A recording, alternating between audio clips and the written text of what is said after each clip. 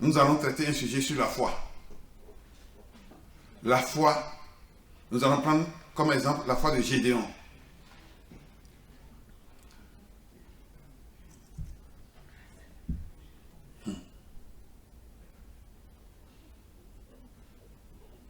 Des fois, on se pose la question, si Dieu existe, bien sûr que Dieu existe, bel et bien, on ne doit même pas se poser la question, parce que puisqu'il s'appelle éternel, est-ce que quelqu'un qui est éternel cesse d'exister? S'il est éternel, c'est qu'il existe pour toujours jusqu'à l'éternité. Donc on ne doit même pas se poser la question, si Dieu existe, Dieu existe. Mais si Dieu existe, mais pourquoi toutes ces misères, ces guerres, ces catastrophes? À un moment donné, le peuple israélite va se poser aussi la question. Nous allons voir ça dans Juges, chapitre 6, de chapitre 6 à chapitre 8. Il dit, Juges 6, à partir du verset 11. Puis vint l'ange de l'Éternel et il s'assit sous le térébinthe d'Ophra, qui appartient à Joas de la famille d'Abiézer. Gédéon, son fils, battait du froment au pressoir pour le mettre à l'abri de mendiants. L'ange lui apparut et dit, l'Éternel est avec toi, vaillant héros.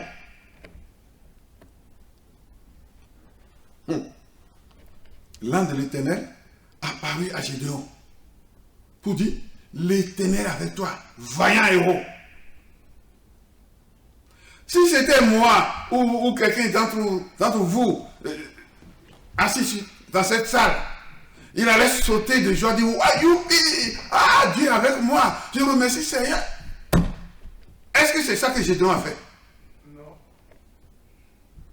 Gédéon a dit, mais cet ange-là, il se moque de moi, quoi. Cet ange-là, il se fout de moi. Attends. Je suis dominé. Je suis utilisé comme une serpillère. Les Madianites dominent sur nous. Nous sommes dispersés dans les cavernes, dans les grottes. Si on sort pour planter une vigne, dès que ça pousse, ils viennent, ils ramassent tout. Nos brebis, ils saisissent tout. Et tu viens devant moi pour dire, vaillant héros, l'Éternel est avec toi. Mais, ange, calme-moi, hein, du calme. Je n'accepte pas ça. Il lui a répondu sec. Ah, mon Seigneur, si l'Éternel est avec nous, pourquoi mendiant domine sur nous? Frère, Église, marcher avec Dieu, c'est pas tête baissée. Oui, non, un peu. C'est pas un Dieu de un peu. C'est un Dieu puissant et fort. Et nous, un peu, non, pas beaucoup. Attendez. Il y a aussi ce qu'on appelle la bêteté dans la foi. Nous ne devons pas être bêtes dans la foi.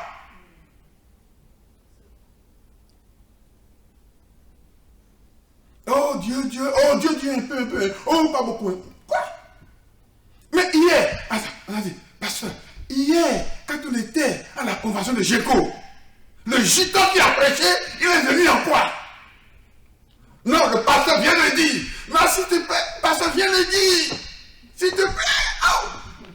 Il est venu en quoi?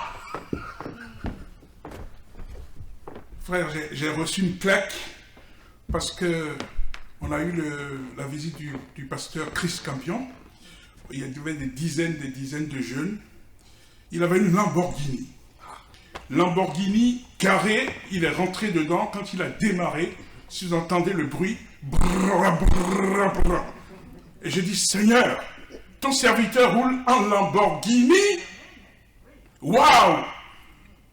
Et je dis, mais moi je me disais, mais j'aurais bien voulu rouler en Rolls, mais les frères, qu'est-ce qu'ils vont dire? Lui, il avait une Lamborghini, frères et sœurs.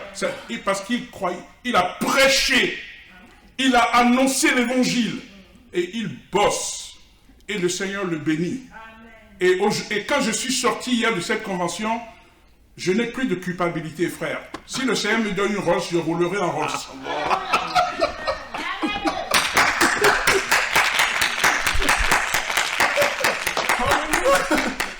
Vous voyez? Vous voyez? C'est pour montrer que c'est pas parce que nous servons Dieu que nous devons tout accepter. Que nous allons accepter toutes les situations. Non, l'ange et Gédéon ne s'est pas laissé faire.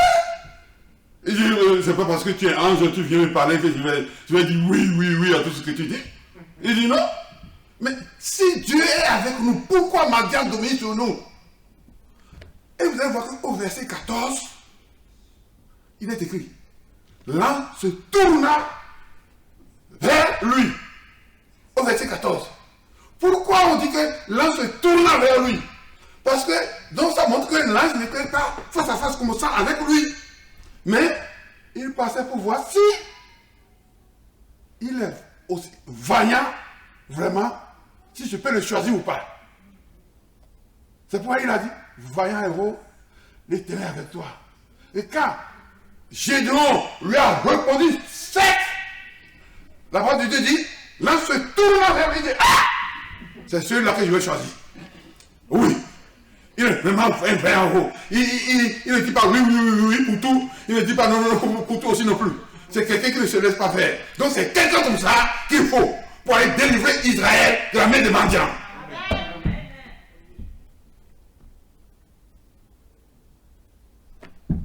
C'est pas moi qui dis, c'est la parole de Dieu.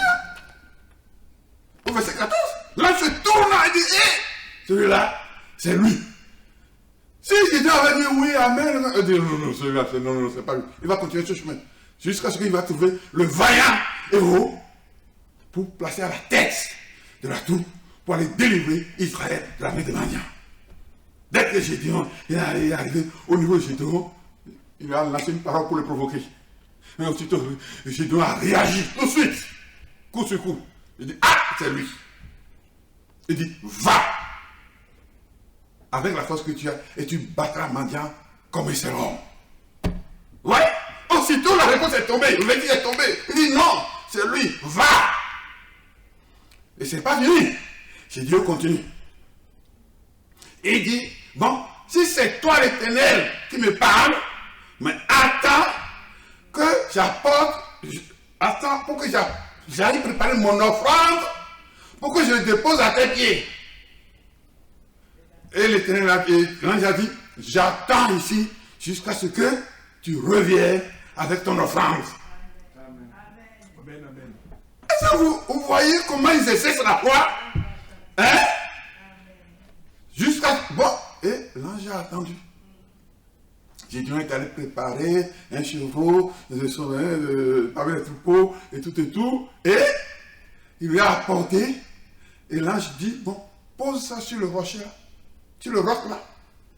Et Gédéon a fait ce que l'ange lui a dit. Et l'ange a touché l'offrande avec son bout de bâton. Et le feu de Dieu est descendu tout de suite et a consumé l'offrande. Et là, Gédéon dit, ah, c'est un signe que c'est Dieu qui a envoyé cet ange. Que Dieu est avec moi. Ça, c'est le premier signe. Deuxième signe. Gédéon dit non, ça ne suffit pas. Attends. non, ça ne suffit pas. Gédéon dit non, ça ne suffit pas. Attends. Il prend une toison couverte de laine. Il dit, je vais le poser dans la cour. Et toute la nuit, il ne faut pas que la rosée qui va tomber là, il va tomber seulement sur la toison seule, qui est couverte de laine, mais pas sur la terre qui tourne autour. La terre qui est autour doit être sèche. Et c'est seulement la toison qui sera mouillée. Si c'est toi l'Éternel, je veux voir ce signe-là. Et le matin, Gédéon s'est précipité pour aller voir exactement ce qu'il a dit. Amen. La toison est mouillée, bien mouillée même. Mais la terre est sèche. Gédéon dit non, ça ne suffit pas. Encore. Maintenant, ce serait le contraire. Ce serait la toison qui sera sèche et le sol tout mouillé. Le sol qui est tout mouillé. Vous vous rendez compte que quand on est vaillant héros, hein, on ne joue pas avec Dieu. Quand on est vaillant, on ne joue pas avec Dieu. Et exactement, c'est ce que Dieu a demandé. Maintenant, c'est la toison qui est sèche et c'est le sol qui est mouillé. Là aussi, Dieu a dit, bon, voilà, ça me suffit comme preuve. Hein? Maintenant, nous allons mettre la machine, le rouleau compresseur en marche, le bulldozer en marche pour aller raser tout ce qui est mendiant. Et nous allons nous libérer de la main de mendiant. Gédéon, allez, a mis une armée en place. 32 000 hommes, il a mis en place. Allez, ce n'est pas n'importe qui. Il veut mettre le rouleau compresseur en marche. Mais Dieu dit, non, 32 000 c'est trop. Si vous gagnez là, vous allez dire que c'est votre propre poste qui a gagné. Dieu veut toujours qu'on lui donne la victoire, qu'on lui donne la reconnaissance, qu'on dit que c'est lui qui a fait. Amen, amen. Que c'est lui Dieu qui a fait. Et puis, d'accord, j'ai dit, d'accord, je vais diminuer le nombre. Il dit aux 30 000 hommes, que ceux qui sont peureux, les peureux n'ont qu'à repartir chez eux.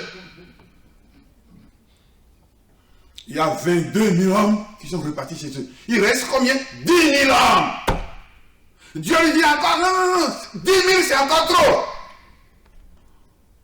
Mais Seigneur, mais qu'est-ce que tu veux au juste? Mais la manière dont Gédéon a éprouvé Dieu, Dieu aussi l'éprouve aussi de cette manière. Est-ce que vous comprenez? Mais Gédéon, tu vas éprouver, non? Moi aussi je vais t'éprouver aussi. Ah oui, tu m'as demandé des filles, etc. Et tu as sorti des paroles ferventes de ta bouche.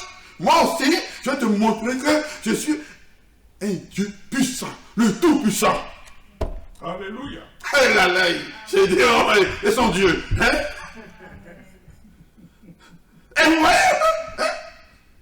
Il dit, 10 000, c'est trop. Allez, descends-les dans le fleuve. Et tu serais seul seulement. Ceux qui vont la paix avec leurs mains. Pas ceux qui vont se mettre à genoux comme un mouton. Oh non. Ceux-là, allez. Renvoie-les. Et il reste combien? 300 personnes. 300 personnes, il y a combattre des milliers de Madianites. Et mais quoi? Si c'était moi là, j'ai dit, j'ai une fenêtre là, je peux sauter par la fenêtre la vite. Attends, 300 personnes, il a combattre des milliers de personnes. Mais c'est quoi ça? À vide, hein? C'est impossible pour Dieu. À vide, c'est impossible pour l'homme. Mais pour Dieu, tout est possible. Avec Dieu, tout est possible. J'entends notre frère Rémi qui disait tout à l'heure, nous serons des milliers dans cette salle. Oui, je crois à sa parole. Parce qu'avec Dieu, tout est possible. Avec Dieu, tout est possible. Et les 300, ils ont pris la route. L'objectif, quand Dieu nous explique que nous fixons un objectif, nous devons regarder seulement l'objectif. Nous devons seulement regarder tout ce qui se passe autour. C'est pour vous étourdir. C'est pour vous éblouir. Et que la moitié de votre force va rester là. Et vous n'aurez plus les 100% de potentiel pour atteindre l'objectif. J'ai dit, non, on les laisse. Quand je vais finir le combat de Mandia, c'est là où je vais venir. Et arrivé là-bas. Les 300 hommes n'ont même pas tiré une seule épée. Il y a eu une embuscade dans le camp des Madianites. Et ils se sont sauvés l'un contre l'autre, ils se sont battus entre eux, ils se sont exterminés entre eux, pendant que les 300 hommes étaient là, avec l'épée, aucune épée n'a été lancée. Dieu veut prouver que c'est lui l'Éternel, c'est lui qui sauve, hein, c'est lui qui bénit, hein, c'est lui qui est tout pour nous. Alléluia. Alléluia. Donc, nous devons exercer la foi de Gédéon. Lisez la foi de Gédéon dans Juge, chapitre 6 à 8. Vous allez voir. Sans plus tarder, mais nous allons voir, je vais citer un exemple du 19e siècle qui s'appelle Georges Ferdinand Müller. Voilà. Qui connaît Georges Ferdinand Müller? Qui connaît Müller? C'est un évangéliste britannique, non, allemand, mais il est basé en Angleterre, plus précisément à Bristol. Il a des milliers d'orphelins. Étant évangéliste, hein, mais il a monté une œuvre d'orphelinat. Il a des milliers d'orphelins. Mais il a toujours mis la parole de Dieu en avant. La parole de Dieu en avant. Même la reine d'Angleterre lui a rendu visite. Vous savez ce qu'il a dit? Dites à la reine de revenir, car je suis avec le roi des rois. Attends, si moi ou vous, on était là, on allait se précipiter, laisser, même si on est en train de prier, on va arrêter la prière pour aller rencontrer la reine. La reine, c'est une personnalité, pas n'importe qui. Pour s'afficher avec lui, pour montrer que nous on traite tête à tête avec la reine. Mais lui, il a dit, non, dites à la reine que je suis avec le roi des rois. De revenir. Pourquoi? Parce qu'il sait que le salut n'est pas dans la reine, que le salut est en Jésus-Christ. Donc c'est Jésus-Christ le roi des rois. C'est Jésus-Christ qui est le roi des rois, le salut en Jésus-Christ. Mais même si c'est la reine, il n'a qu'à revenir. Et Dieu a opéré des dizaines de miracles devant lui pour nourrir ses orphelins. Il faisait la maraude. Il fait la maraude. L'idée que notre pasteur a émis. Et il avait des milliers d'orphelins. Un jour, il n'y avait rien à manger. Il a dit aux enfants, faites la table. Mais, oh, Seigneur, non papa, il n'y a rien. Pourquoi on va faire la table? Il dit, faites la table. Ils ont fait la table. Ils sont assis. Ils ont commencé par rendre grâce. Des plats vides. Quelques secondes après, il y a un boulanger qui a frappé à la porte. Il dit, homme de Dieu, Dieu ne m'a pas laissé toute la nuit. Il m'a fait faire cuire du pain pour donner à des orphelins. Je n'ai pas dormi la nuit comme Dieu. Mais il ne m'a pas laissé tranquille, dormir. Prends ça là pour tes orphelins. Il reste du lait. Un gros marchand de lait transportait des tonnes, des bidons de lait. Arrivé devant l'orphelinat, la charrette tombe en panne. Et il devait perdre, je crois qu'il devait perdre la qualité de lait ou quelque chose comme ça. Il lève la tête, il voit un orphelinat. Il dit, bon, écoute, je préfère donner ce lait à l'orphelinat plutôt que de les perdre. Il frappe. Il dit, non, homme de Dieu, prends ça pour tes orphelins, parce que si je ne te donne pas, je vais les perdre. C'est du gâchis. Est-ce que vous vous rendez compte comment Dieu, il opère des miracles là?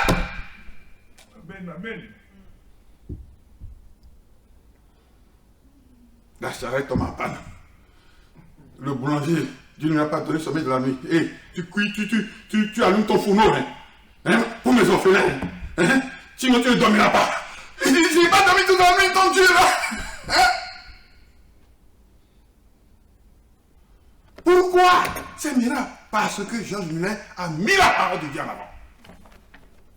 Amen. George Miller, il s'appelle George Ferdinand Miller, il est né en 1805, il est mort en 1898, à l'âge de 92 ans. Et je parlais que c'est la reine Victoria, parce que le règne de la reine Victoria est née en 1819 et mort en 1901. Il a régné 62-63 ans, la reine Victoria. Peuple de Dieu, nous ne devons pas paniquer quand les situations difficiles arrivent devant nous. Amen, amen, amen. Nous ne devons pas paniquer quand les situations difficiles arrivent entre nous. Parce qu'il n'a pas dit qu'il va enlever les situations difficiles de notre vie. Il dit, les situations difficiles vont toujours se présenter dans votre vie, mais je suis avec vous dans cette situation difficile.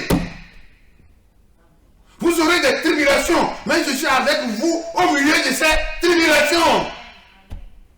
Il n'a pas dit que non, on aura la vie paisible, tout baigné, qu'on n'aura pas de problème et qu'on n'aura aucune tribulation. Non!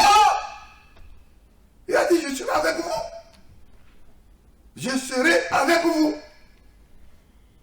Même si nous faisons des fautes, nous faisons des erreurs dans notre vie, mais c'est écrit, le psalmiste a dit, il ne conteste pas sans cesse. Il ne garde pas sa colère toujours. Il ne nous traite pas selon nos péchés. Il ne nous punit pas selon nos iniquités. Autant les cieux sont élevés au-dessus de la terre, autant la bonté de l'Éternel est grande pour ceux qui les craignent. Autant l'Orient est éloigné de l'Occident, autant Dieu éloigne de nous nos transgressions. Pourquoi il dit ça? Il éloigne de nous nos transgressions parce qu'il sait que nous avons toujours transgressé la parole de Dieu à certains moments. Par ignorance, par oubli, par mauvaise conduite quelconque. Mais il ne garde pas sa colère à toujours. C'est écrit.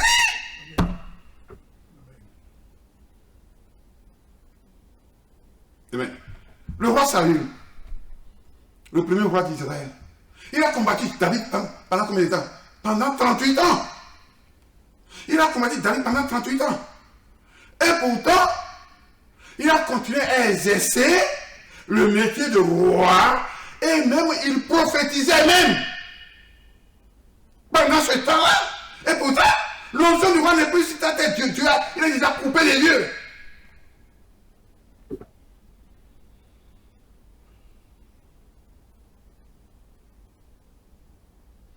Nous, pour ne pas être coupés de Dieu, nous devons serrer sa parole comme un trésor. Amen. Pour ne pas être coupé de Dieu. Parce que quand je vois, moi qui suis devant vous, comment je suis venu au mystère, la mort dans l'âme, je dis non, ça ne me sert plus à rien. Il faut se tourner vers Dieu uniquement, c'est tout. C'est tout. Parce que je prenais mes propres décisions sans consulter Dieu. Et pourtant, des fois, je réussissais. Mais pour moi, c'est Dieu qui me bénissait. Mais, est-ce que j'ai posé la question à Dieu?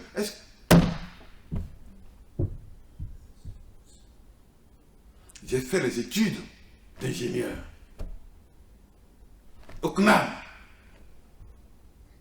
Et dans quelles conditions? Dans des situations difficiles. Dans des situations difficiles. C'est-à-dire, je travaillais, en même temps j'étudiais le soir. Je travaillais, en même temps j'étudiais le soir. Et des fois, je passais des nuits blanches. 2-3 heures de sommeil, ça suffit. Et maintenant, et puis j'ai été jusqu'au bout. Quand il s'agit de chercher du travail, toutes les portes sont fermées. Attends, Dieu, c'est toi qui m'as dit, tu étais avec moi dans ces études-là. Même là où tout le monde passe, on recrute. Quand moi j'arrive, c'est double cadenas maintenant sur la porte. Tu vois, sérieux. Double cadenas sur la porte. Mais qu'est-ce que j'ai fait? Ma parole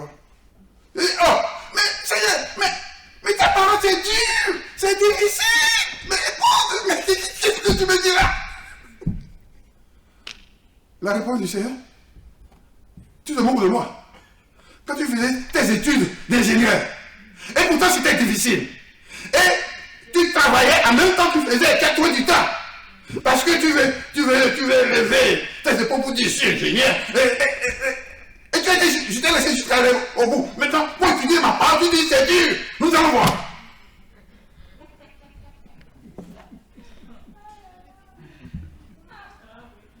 Amen.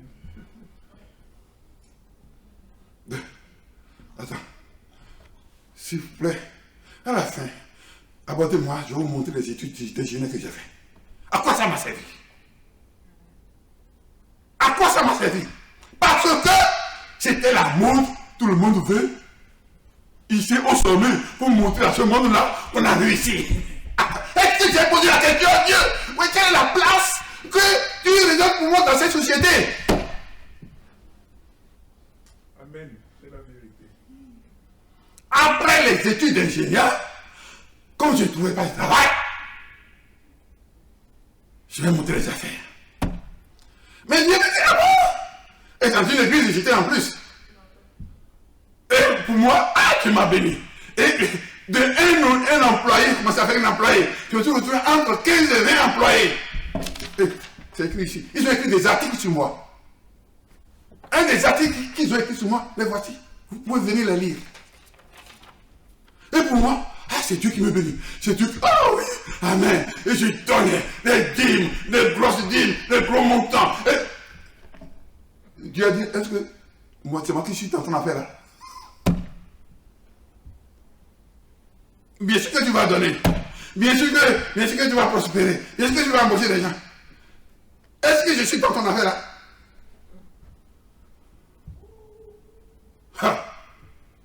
Je dis, Seigneur, quand c'est arrivé, tout s'est écoulé comme ça. Et, Seigneur, mais je te l'ai dit, je te l'ai offert. Mais Allah, c'est toi le financier. Est-ce que moi je manque de moyens pour tourner ma maison? Je manque de moyens et c'est toi qui vas financer ma maison? Seigneur, qu'est-ce que j'ai fait? Mais tu sais ce que tu as fait. Et les employés se sont révoltés contre moi. Il y en a qui m'ont mis au prix d'or. Il m'a demandé 90 000 euros. J'ai dit, oh ouais! Seigneur, me voici, Seigneur, je n'ai pas refusé, mais voilà. Je me suis précipité pour rentrer dans la formation pastorale. Et pendant ce temps, la police m'avait convoqué. Tu as fait la prison, tu as fait... Mais qu'est-ce qu'il a fait? Seigneur, j'étais dans la formation pastorale quand j'ai reçu une lettre officielle m'annonçant que toutes les poursuites sont terminées. Amen. Oui. Peuple de Dieu, attention. Attention. Des fois, on embrasse un chemin et on a des bénédictions. On croit que Dieu est avec nous dans cette affaire. Erreur. Erreur. C'est pas parce que nous avons les bons résultats que Dieu est avec nous. C'est notre propre orgueil. Notre propre moi qui prend le dessus. Et quand le moi vient, Dieu te regarde. Il dit, mais vas-y. Ce que tu fais là, tu vas le mettre à mon service. Quand l'apôtre Paul étudiait la théologie, il était docteur de la loi. Mais il ne savait pas que tout ça là, il allait mettre au service de Dieu. Il ne savait pas. Mais lui, il se croyait intelligent, un grand intellectuel, un géant des lettres. Mais Dieu sait que je le laisse étudier tout, et ça là, il va le mettre à ma disposition.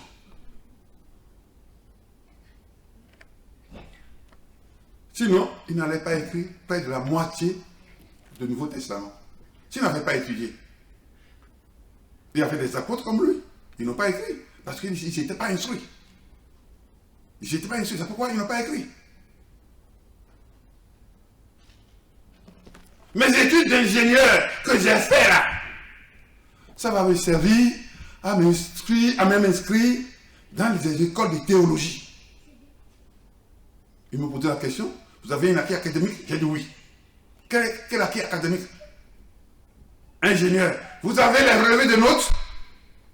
J'ai dit oui. Il dit bon, faites la photocopie, prenez les originaux avec la photocopie, allez à la mairie de votre quartier, de votre ville, et allez faire tamponner le tampon de la mairie sur chaque photocopie, certifié conforme, et vous nous envoyez. Voilà. C'est ces études d'ingénieur que fait, c'est ça que ça me servir? Bon, d'accord, oui, j'obéis. J'ai envoyé. Ils ont validé ma licence en théologie. Au lieu de 5-6 années, c'est réduit à 3 ans. Les études d'ingénieur que j'ai fait dans la souffrance, dans la difficulté, ce n'est pas pour gagner de l'argent, mais c'est ce à quoi ça m'a servi. Pour étudier la parole de Dieu. Pour étudier la parole de Dieu. Comme l'apôtre Paul, il a étudié, non? Mais Dieu dit, ta connaissance là, viens ici. Tu sais faire la chose, non? Viens le faire avec moi. Je vais t'utiliser. Il n'a pas choisi n'importe qui. Il a choisi l'apôtre Paul, docteur de la loi. Il dit, oui, je sais que tu es docteur de la loi. Mais ton intelligentsia là, tu vas l'utiliser pour moi.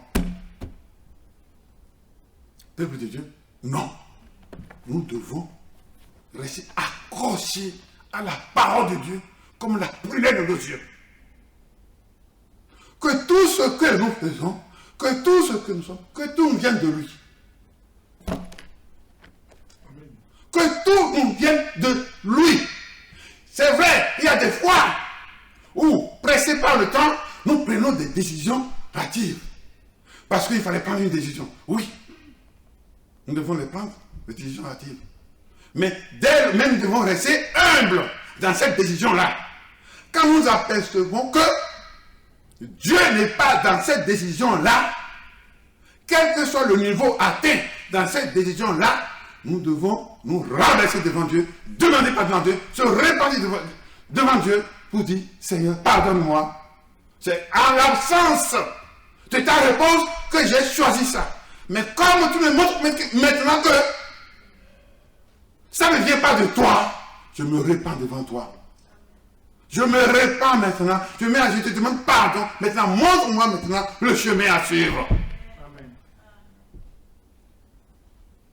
Comme Abraham l'a fait. Il a un moment donné, lui aussi, il a laissé la parole de Dieu de côté. Mais ça arrive à tout le monde. Il a laissé la parole de côté, il voulait suivre quoi? La tradition. Des fois, notre tradition nous influence. Ce que tout le monde fait, ce que l'habitude nous influence dans nos décisions. Et encore, cette influence vient des parents directs. De la maman, ou de papa, ou de cousin aussi. Parce que tout le monde fait la même chose. Nous aussi, boum. C'est ce qu'Abraham a fait. C'était pas que Abraham a péché. Non. C'était la tradition. C'était la tradition en ce moment-là. Et Abraham, et pourtant Dieu lui a parlé. Il a laissé la parole de Dieu de côté. Pour écouter sa femme. Mais il n'a pas dit. C'était mon ambition au départ. J'attendais seulement la parole de ma femme pour passer à l'acte. Non, il a tout mis sur le dos de sa femme. Oui, Dieu a dit, oui, il sait. Tu as tout mis sur le dos de ta femme. Tu as compris, c'est la tradition. Mais ce n'est pas ce que je t'ai dit. Et cet enfant-là, je viens encore le bénir. Cet enfant, je vais le bénir, je serai avec lui, je vais multiplier sa postérité. Il va devenir un peuple puissant.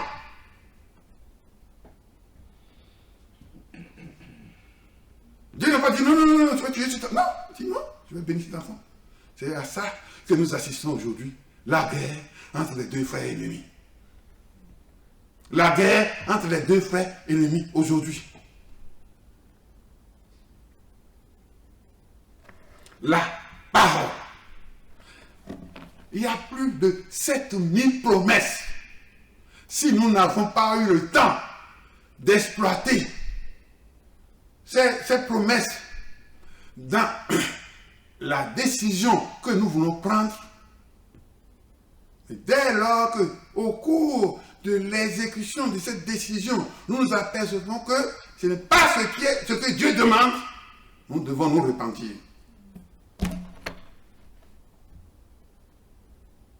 Peuple de Dieu, nous allons prier tout à l'heure. Le reste du temps, nous allons prier jusqu'à 17h30. Hein? On va prendre 20 minutes, chacun va s'exprimer pour demander à Dieu ces bénédictions qui sont restées suspendues. Parce qu'il a pris la mauvaise décision. Il a pris le mauvais chemin, il ne savait pas. Il est ébloui. Il est fait comme les autres. C'est tout le monde. Georges Muller, il était quoi au départ? Ses parents avaient les moyens. Mais c'était un voleur. Il volait à gauche et à droite. Il volait à gauche et à droite. Quand Dieu s'est positionné dans sa vie, il s'est repenti, il a arrêté de voler, il a dit, ah, que le salut est en Jésus-Christ. Il a pris la parole de Dieu au sérieux. Il a eu pitié des pauvres, il faisait les maraudes, il a eu pitié des orphelins, jusqu'à avoir des milliers d'orphelins. Des fois, il ne demandait aucun euro à personne.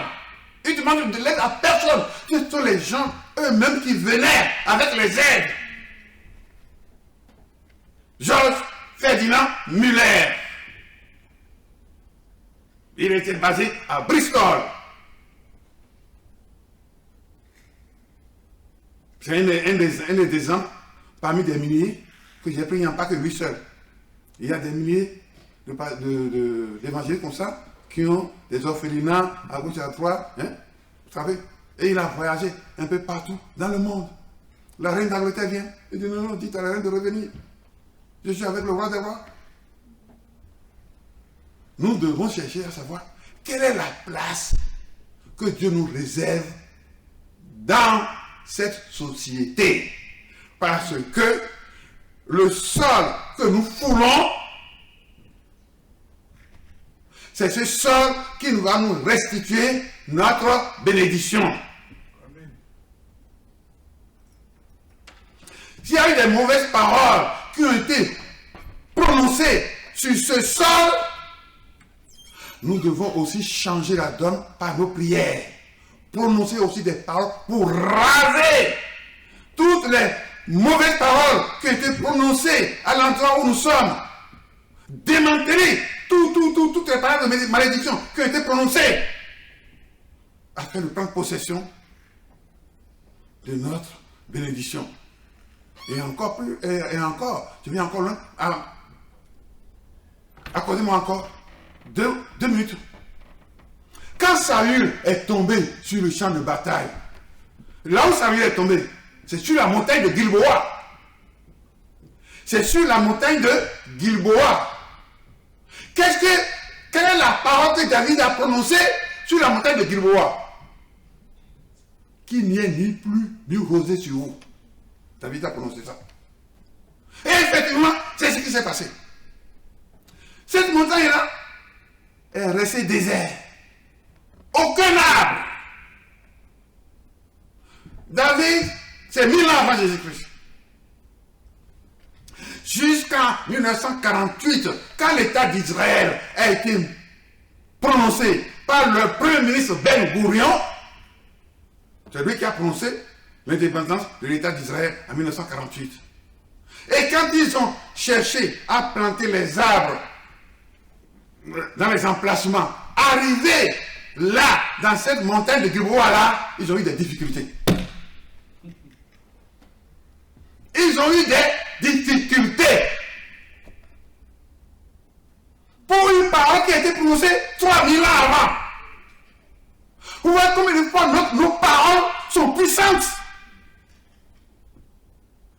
Donc, parents, faites attention quand vous prononcez des paroles de malédiction sur vos enfants.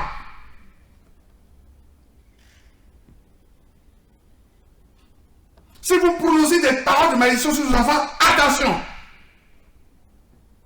Nous en avons vu.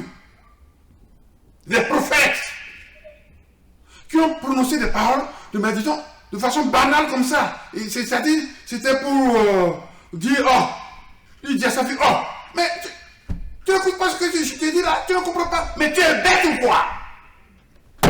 La fille est devenue bête, à la minute même. Il a fallu que le prophète là se tourne vers Dieu à nouveau, prier, supplier Dieu pour que Dieu enlève encore cette parole de malédiction qu'il a prononcée sur sa fille. Il ne voulait pas maudire sa fille. Non. Il lui a dit, mais tu es bête ou quoi? Elle est devenue bête. Elle a commencé à faire des choses, hein, comme des yézards. Faites attention à la parole qui sort de notre bouche. La parole que David a prononcée il y a 3000 ans a fonctionné jusqu'au retour de l'État d'Israël prononcé par le Premier ministre Ben Gourion en 1948. Ils ont eu des difficultés pour planter des arbres sur cette montagne de Gilboa là. Et il a fallu qu'eux-mêmes se soulèvent pour peut-être pour faire des cérémonies, pour demander à Dieu. Non, ils ont eu des problèmes. Alors, nous devons aussi prier. Tout à l'heure, les mauvaises paroles qui ont été prononcées à cet endroit, nous les démantelons. Que sur cette terre d'Alphaville, nous devons, cette terre doit nous restituer toutes nos bénédictions. Et que nous devions toujours une source de bénédiction pour le membre de notre famille, pour nos enfants, pour nos petits-enfants. Peuple de Dieu, prions pour la bénédiction financière. Prions pour que Dieu éloigne la maladie du milieu de nous. C'est écrit, Exode 23-25. Si vous êtes aussi, vous mangerez les meilleurs fromages du pays et j'éloignerai de vous la maladie. Et j'éloignerai la maladie du milieu de vous. C'est écrit. Si sa promesse qu'il a faite, il y a peut-être, oui, c'est du temps de l'Exode. Oui, du temps de l'Exode. Il y a peut-être un peu plus de 2000 ans. C'est encore valable parce que c'est écrit sur la parole de Dieu.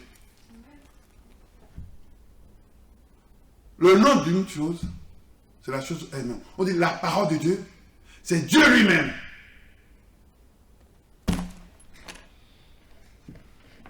La parole de Dieu, c'est Dieu lui-même.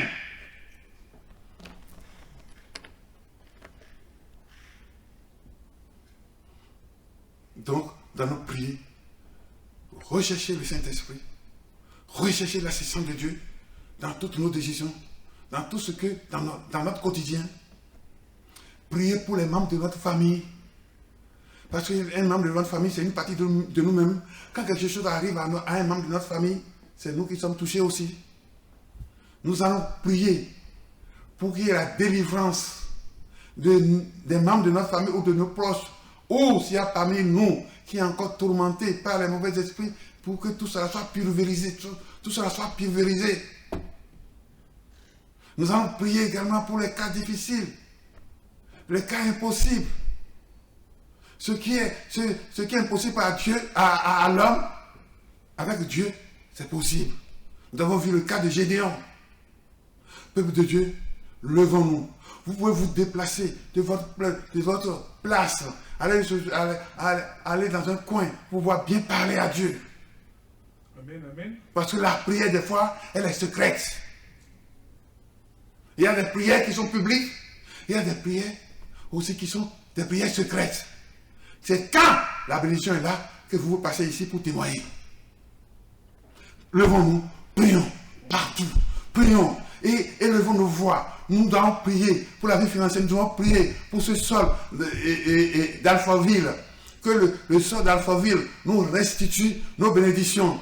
Nous allons prier pour que Dieu nous révèle notre foi, la foi qu'il nous a donnée depuis le sein de notre mère. Prions, prions seulement, élevons les voix, hein, chacun dans son coin. Hein. Peuple de Dieu, déchirez vos cœurs, déchirez nos cœurs, déchirez nos cœurs, déchirez nos cœurs. Oui, prions, prions, prions, prions, prions, prions, hein, jusqu'à ce que Dieu secoue le ciel et que le ciel secoue la terre.